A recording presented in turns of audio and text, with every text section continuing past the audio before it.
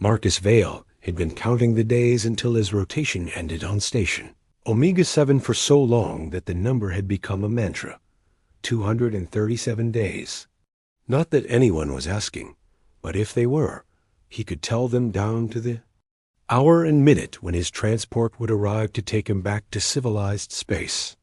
The maintenance bay hummed with the constant white noise of atmospheric processors and life support systems, a mechanical lullaby that had become the soundtrack to Marcus's increasingly solitary existence. At 28, with sandy hair that perpetually stuck up at odd angles and calloused hands that knew every bolt and circuit on the station, he looked exactly like what he was, an engineer who spent more time talking to machines than people. "Good morning, beautiful," Marcus said to the navigation array he was currently rewiring. "Ready for another thrilling day of pretending you work properly?" The array, predictably, didn't respond. Station Omega-7 orbited a dead moon at the edge of the neutral zone, a buffer region between human space and the territories once controlled by the enigmatic Zephyrians. The war had ended nearly 300 years ago with the mysterious disappearance of the entire Zephyrian civilization. Some said they'd transcended to another plane of existence. Others believed they'd simply died out. Marcus personally thought they'd gotten bored and moved to a better neighborhood. Today on Marcus Fixes Things That Shouldn't Be Broken, he announced to his recording device, a habit he developed to maintain some semblance of sanity. The other 42 crew members found his daily maintenance logs amusing enough. Tune in regularly. We're dealing with the navigation array's ongoing identity crisis. I think it wants to be a food processor. His fingers worked automatically, muscle memory guiding him through the familiar routine of diagnostics and repairs. The truth was, Marcus could fix anything on the station blindfolded. The bigger truth was that fixing things had become his way of avoiding the growing emptiness that seemed to expand with each passing day. "You know what the real problem is with this assignment?" Marcus continued, addressing both his recorder and the unresponsive machinery. "It's not the recycled air or the synthetic food or even Captain Cross's morning briefings that somehow make paint drying seem exciting by comparison." He paused to wrestle with a particularly stubborn coupling, his voice taking on the theatrical tone that had made his maintenance logs unexpectedly popular among the crew. "It's the complete and utter lack of romantic possibilities. 43 people on this station, and I've somehow managed to exhaust every potential connection. There's Jenkins, who's married to his hydroponics bay. Patterson, who thinks romance means sharing ration packs. And don't get me started on the twins in communications. They speak in code even during casual conversation." The coupling finally yielded, and Marcus sat back on his heels, wiping sweat from his forehead with the back of his hand. Through the viewport behind him, the endless black of space stretched toward the neutral zone, where ancient Zephyrian ships supposedly drifted like ghost vessels in the cosmic dark. "Sometimes I wonder about those old stories," Marcus mused, his voice growing more contemplative. "The Zephyrians, I mean. The database says they had this whole romantic culture built around destined mates. Something about psychic bonds and eternal partnerships. Sounds like fantasy, but then again, so did faster-than-light travel until someone figured it out." He turned to look directly at his recording device, a mischievous grin spreading across his face. "I mean, if there's any ancient Zephyrian bride out there in the void, listening to some poor human's desperate rambling, I could use the company. Fair warning, though, I snore. I leave tools everywhere, and my cooking is considered a violation of several space safety regulations." The comment earned a series of laughing emojis from his small but dedicated audience. Someone named Reginald from the engine room posted, "Careful what you wish for, Vale." Marcus chuckled and signed off his recording with his usual flourish. This has been another exciting episode of Marcus Talks to Machines. Tune in tomorrow when I attempt to convince the waste recycler that it's not actually an abstract art generator. He powered down his equipment and headed back to his quarters, already forgetting the throwaway joke about alien brides. The corridors of Station Omega-7 were dimly lit during night cycle, and Marcus's footsteps echoed in the artificial silence. Other crew members were already asleep or quietly pursuing their own evening routines behind closed doors. His quarters were small but comfortable, decorated with the few personal items he'd been allowed to bring: a photo of his sister's family back on Earth, a collection of vintage engineering manuals, and a small plant that somehow thrived despite the artificial environment. Marcus collapsed onto his narrow bunk, staring at the ceiling where he'd mapped out constellations using phosphorescent tape. Tomorrow would bring another day of repairs, diagnostics, and the same routine that had defined his life for the past year and a half. The thought should have been depressing, but Marcus had made peace with his solitude. After all, someone had to keep the lights on at humanity's most remote outpost. As he drifted toward sleep, Marcus couldn't shake the feeling that something had changed. It was subtle, like a shift in air pressure before a storm, or the way silence feels different when you're no longer alone.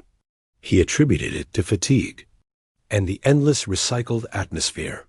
Deep in the neutral zone, ancient systems that had slumbered for centuries suddenly hummed to life.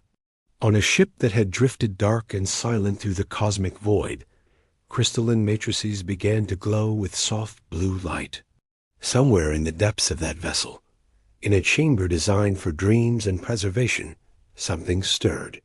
Marcus Vale, maintenance engineer 3rd class, had no idea that his casual joke about needing an alien bride had just been heard, understood, and accepted by a consciousness that had been waiting 300 years for exactly that invitation. They, universe, as it turned out, had quite a sense of humor. The first sensation was cold, not the absence of warmth, but cold as a living thing that had wrapped itself around her bones for centuries. Seraphina Knox felt it retreating slowly, reluctantly, like ice melting under the first touch of spring. Sunlight. Her consciousness emerged from the depths of stasis sleep layer by layer, each level of awareness bringing new sensations flooding back. Her heartbeat, slow at first, then faster as ancient biological systems remembered their purpose. Her breath, shallow, then deepening as her lungs expanded for the first time in 300 years. Her mind, fragments at first memories scattered, like stars across the darkness of her hibernation.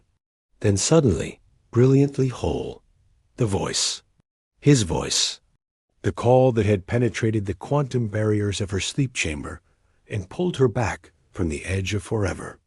I could use the company. Seraphine's eyes opened, revealing irises of deep violet that seemed to hold their own inner light.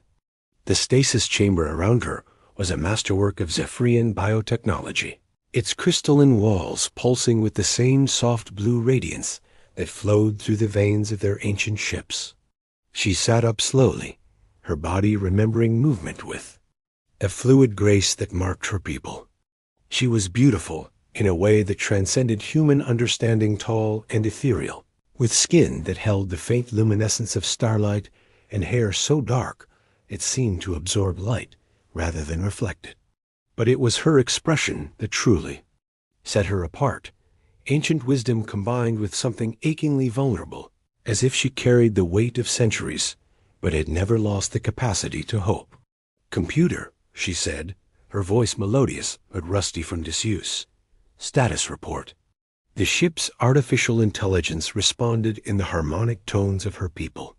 "Welcome back, Bridekeeper Seraphina. You have been in stasis for 297 years, 4 months, and 16 days. The great sleep continues for all other inhabitants." Seraphina rose from the chamber, her movements becoming more fluid as circulation returned to her limbs. Her body was clad in the ceremonial robes of a bridekeeper, flowing garments woven from materials that seemed to shift color in the light. designed to mark her as one of the chosen few who had dedicated their lives to the ancient bonding traditions. "Show me the source of the awakening signal," she commanded. The chamber around her transformed, crystalline walls becoming transparent displays that showed the cosmos beyond their ship. In the distance, barely visible among the stars, was a small space station orbiting a dead moon. Data streams flowed. Across the display's energy signatures, communication frequencies, and most importantly, the genetic resonance pattern that had called to her across the void. "The signal originated from this human installation," the computer explained. "The caller matches the genetic markers of the destined line, the bloodline established during the Great Bonding 3 centuries ago." Seraphine's heart quickened. The Great Bonding had been her people's last desperate attempt to preserve their civilization as their star system died. Rather than face extinction, the wisest among them had used their mastery of biological bonds to link their fate to another species, humans, who had shown such remarkable adaptability and emotional depth. The plan had been elegant in its simplicity. Zephyrian volunteers would enter stasis aboard ships hidden in the neutral zones, waiting for the right genetic triggers to awaken them.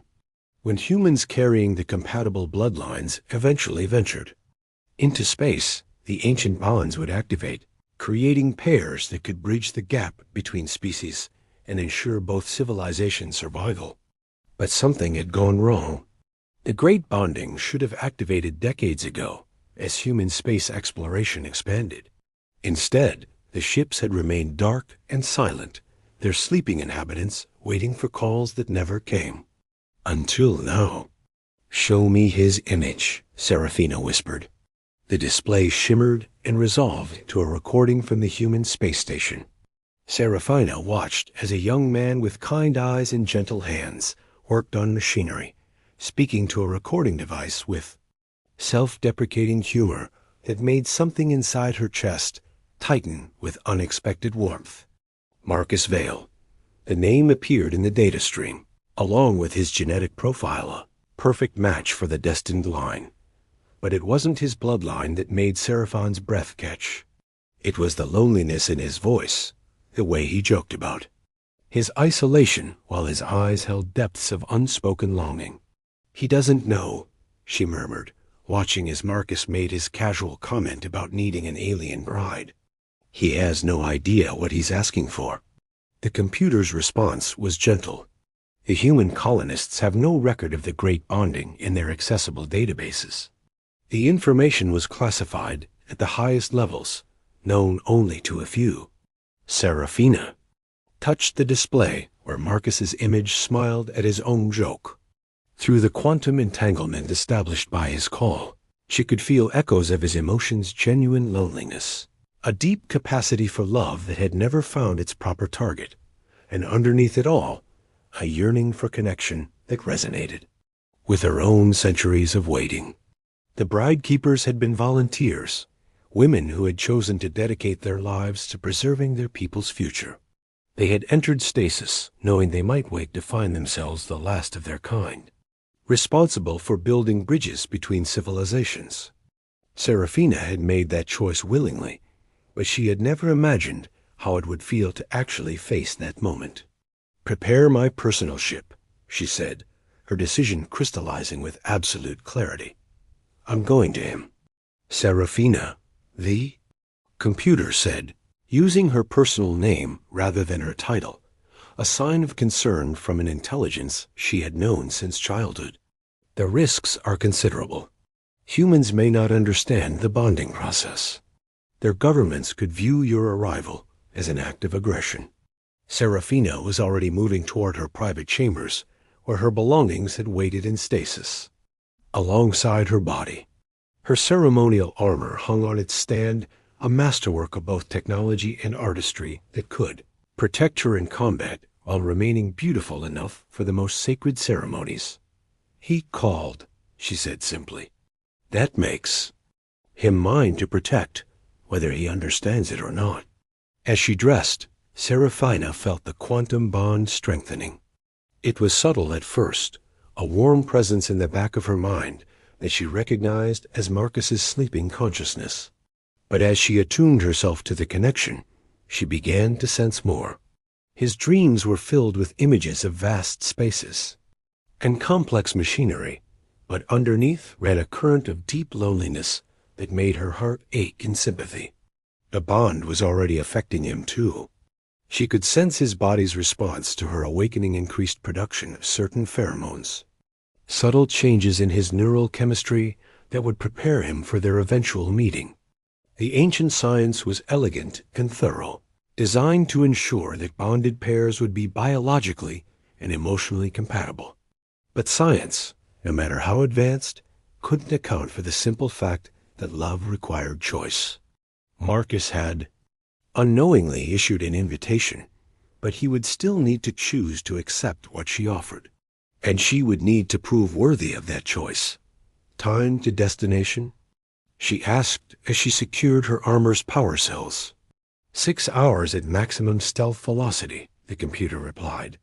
Shall I wake the Council of Matriarchs to approve your mission? Serafina paused at the entrance to her ship's docking bay. The council had slept for 3 centuries, waiting for this moment. They deserved to be awakened, to participate in what might be their people's salvation or final chapter. But she could feel Marcus's dreams growing troubled, sense danger gathering.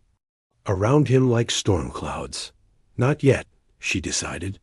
This first contact must be handled carefully.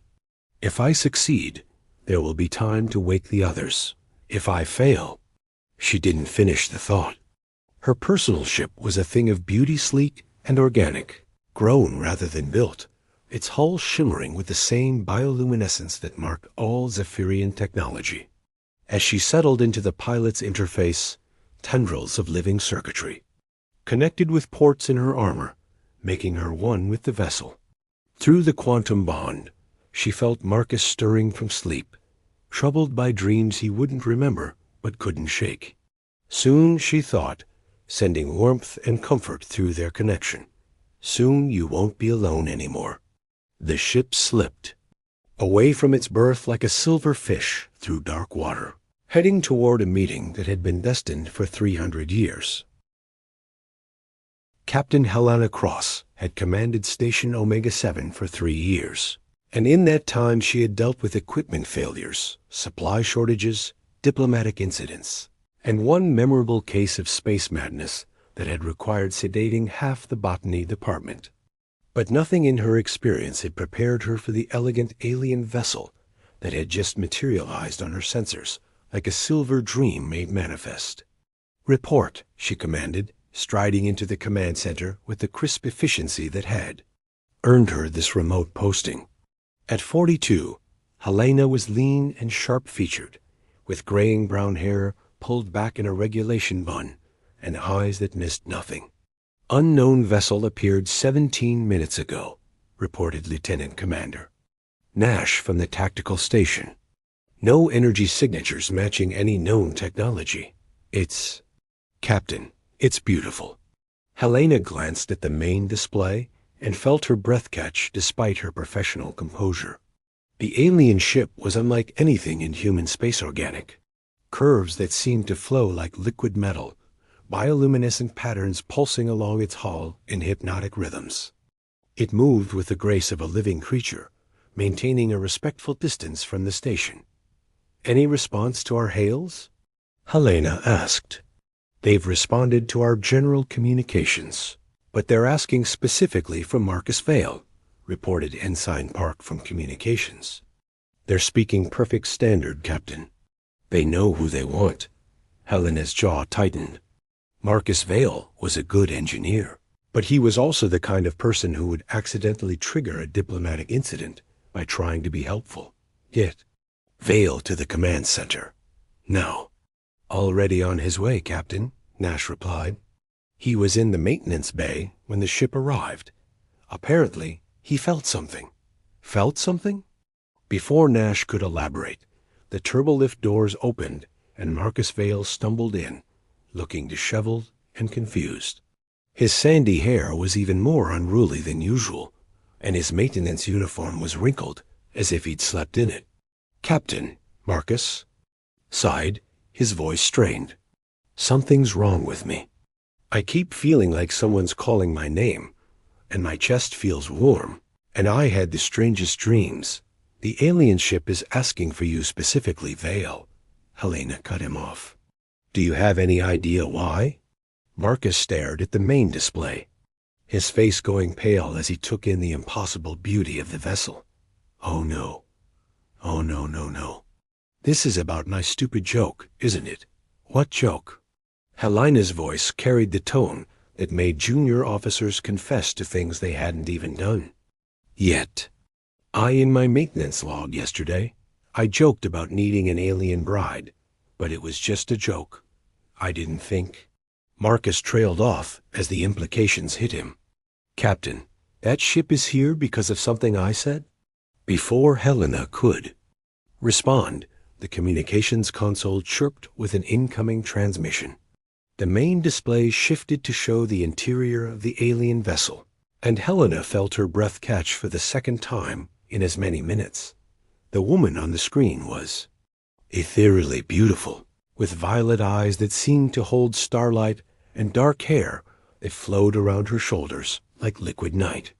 She wore what appeared to be ceremonial armor that managed to be both protective and elegant, its surface shifting with patterns of light that matched the ship's hull. "Greetings, Station Omega-7, the woman said, her voice melodious and warm. "I am Seraphina Knox, bride keeper of the House of Stars. I have come in response to the bonding call issued by Marcus Vale." Helena glanced at Marcus, who looked like he wanted to disappear into the deck plating. "This is Captain Helena Cross, commanding officer of this station. I'm afraid there's been a misunderstanding." "There is no misunderstanding," Seraphina interrupted gently. The call was heard and accepted. "The ancient bonds have been activated. I request permission to come aboard to complete the ritual." "What ritual?" Helena demanded, though she was already dreading the answer. Seraphine's gaze shifted to Marcus, and her expression softened with something that looked remarkably like tenderness.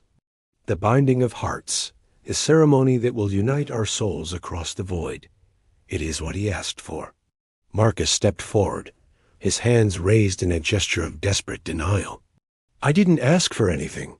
It was just a stupid comment. I'm not looking to get married, especially not to."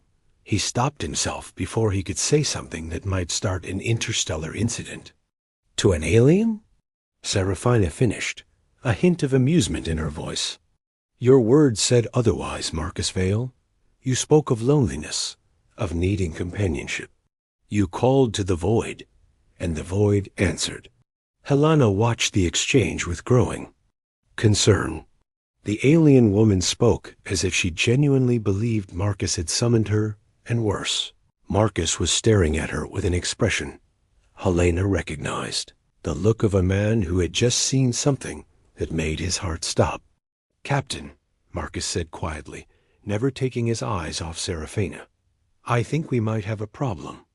"The quantum bond has already begun," Seraphina continued, her voice taking on a more formal tone. "I can feel your emotions, Marcus Vale, as you can feel mine. The warmth in your chest, the dreams that aren't quite your own, these are the first signs of the connection between us." Marcus's hand moved unconsciously to his chest, and Helena saw him shiver slightly. "That's... how is that possible?" "My people mastered the science of emotional bonds centuries ago," Seraphina explained. "When you issued your call, your genetic pattern was analyzed and matched to our databases. You carry the bloodline of one who was bonded to our kind long ago. The compatibility is perfect." Helena stepped between them, her command instincts kicking in. "I'm sorry, but this station operates under human collective authority. We can't allow..."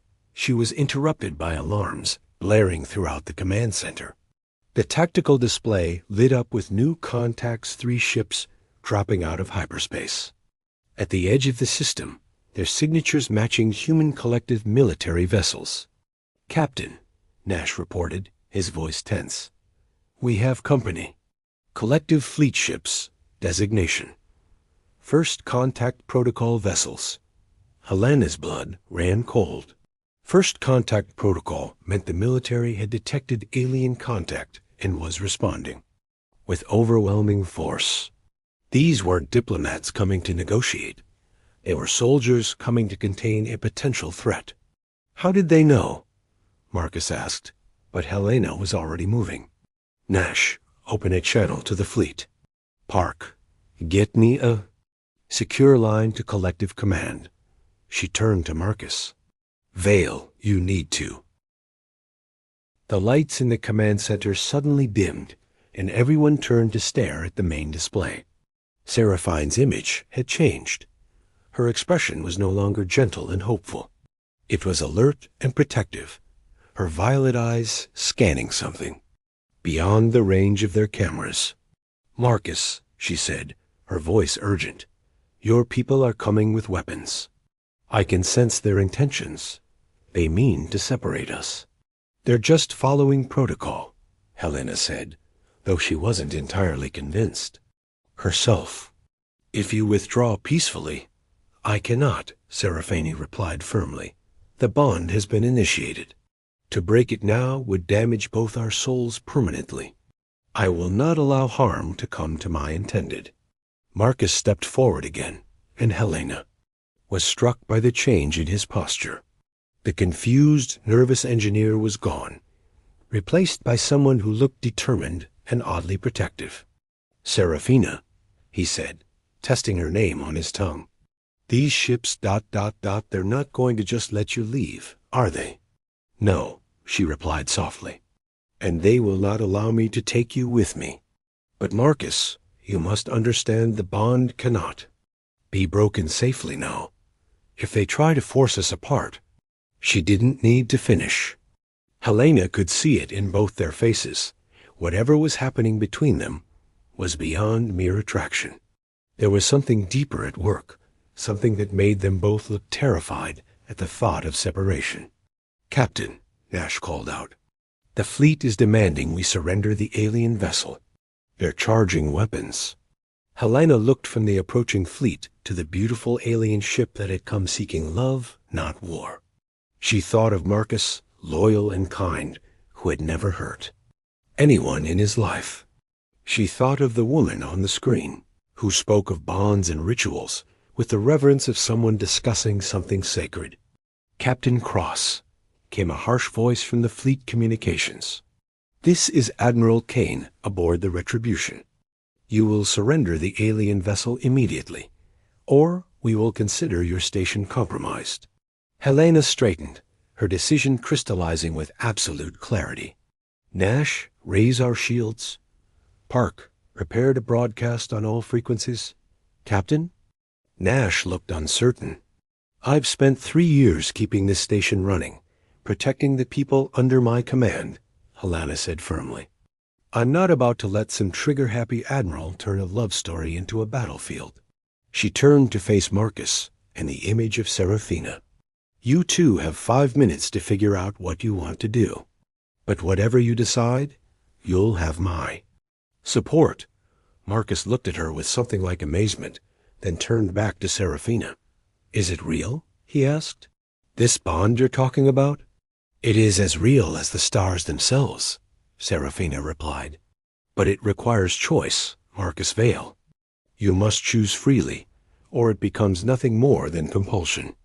Helena watched as Marcus stared at the woman who claimed to be his destined mate. In his eyes, she saw wonder, fear, and something that looked remarkably like hope. Then I choose you, he said simply. The words seemed to resonate through the command. Sent her like a bell, and on the screen, Seraphine's lit up with joy so pure it was almost painful to witness. The bioluminescent patterns on her armor pulsed brighter, echoing the increased glow of her ship's hull. The choice is made, Seraphina whispered. The bond is sealed. And in the distance, Admiral Kane's fleet opened fire.